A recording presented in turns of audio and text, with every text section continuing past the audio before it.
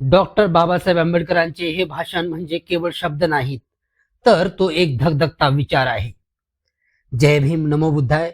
मित्रांनो, 14 जानेवारी 1948 मुंबईचे धोबी तलाव, नाईट स्कूल समोर कामगार आणि कष्टकरी विद्यार्थ्यांचा महासागर उसळला होता. निमित्त होतं वक्तृत्व स्पर्धेचं आणि प्रमुख पाहुणे होते आधुनिक भारताचे निर्माते डॉक्टर बाबासाहेब आंबेडकर. जेव्हा बाबासाहेब बोलायला उभे राहिले तेव्हा त्यांनी केवळ भाषण केलं नाही, तर येणाऱ्या पिढ्यांसाठी यशाचा एक मॅनिफेस्टो मांडला. ऐकूया बाबासाहेबांच्या शब्दातील तो झंझावात. मित्र हो, आजच्या या वक्तृत्व स्पर्धेत ज्यांनी भाग घेतला त्यांचे विचार आणि माझे विचार यात कदाचित फरक असेल, पण मला एक गोष्ट प्रकर्षाने जाणवली.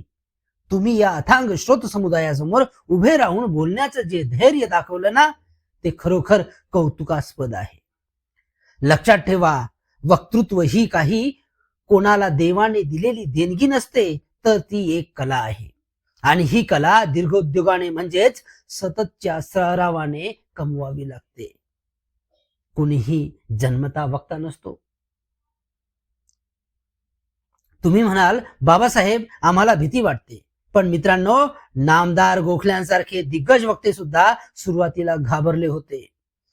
कोल्हापूरच्या राजाराम कॉलेजमध्ये आभार मानताना ते 2 मिनिटात गोंधळून सभागृहाबाहेर पडले होते.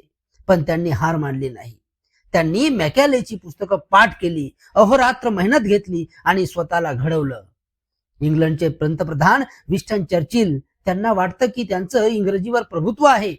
पण सत्य हे आहे की ते संसदेत जाण्यापूर्वी आपलं भाषण शब्दान शब्द लिहून काढतात. आरशासमोर उभे राहून आपले हावभाव, आपली स्टाईल तपासतात. मग तुम्ही का घाबरता?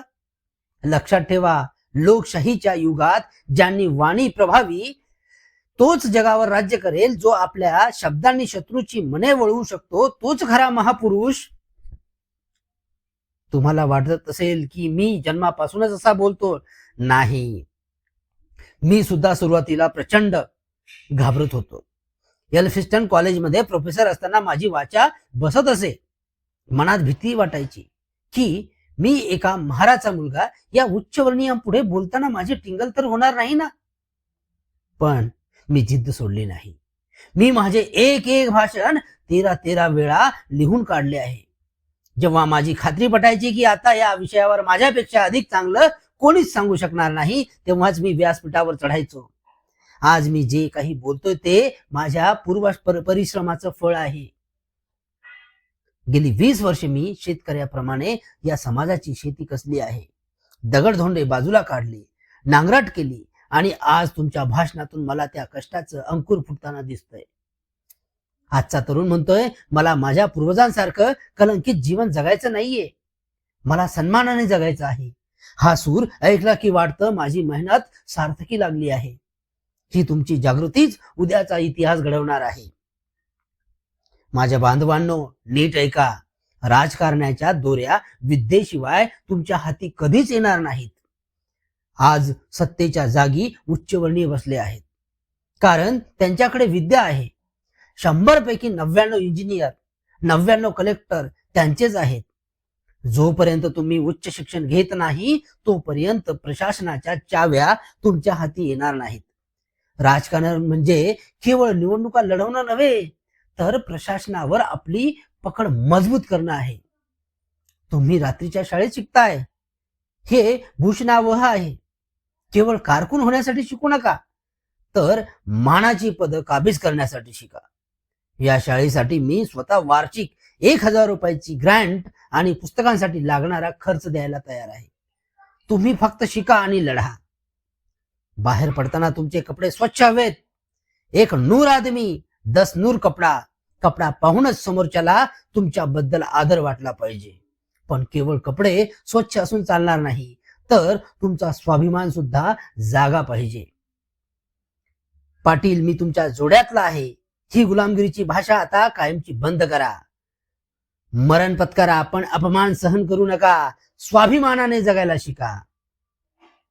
आणि शेवटी जाता जाता एवढंच सांगतो, भरपूर वाचन करा. रोज किमान अर्ध पुस्तक संपवण्याचा सराव करा. तुम्ही दिवसभर कष्ट करून रात्री शिक्षण घेताय हे पाहून मला तुमचा अभिमान वाटतो. मी तुम्हास यश प्राप्ती चिंतितो. उठा, शिका आणि संघटित व्हा. मित्रांनो, हे बाबासाहेबांचे विचार. आज हे ऑडिओ बुक ऐकल्यानंतर जर तुमच्या रक्तात सळसळ निर्माण झाली असेल तर शिक्षणाचा कास धरा आणि स्वाभिमानाने जगा. जर हा व्हिडिओ आवडला असेल तर या व्हिडिओला लाईक करा, आपल्या मित्रांशी शेअर करा आणि चॅनलवर नवीन असाल तर चॅनलला सबस्क्राईब करायला विसरू नका. कारण बाबासाहेबांची निवडक भाषणं आपण या सिरीजमध्ये बघणार आहोत. जय भीम. धन्यवाद.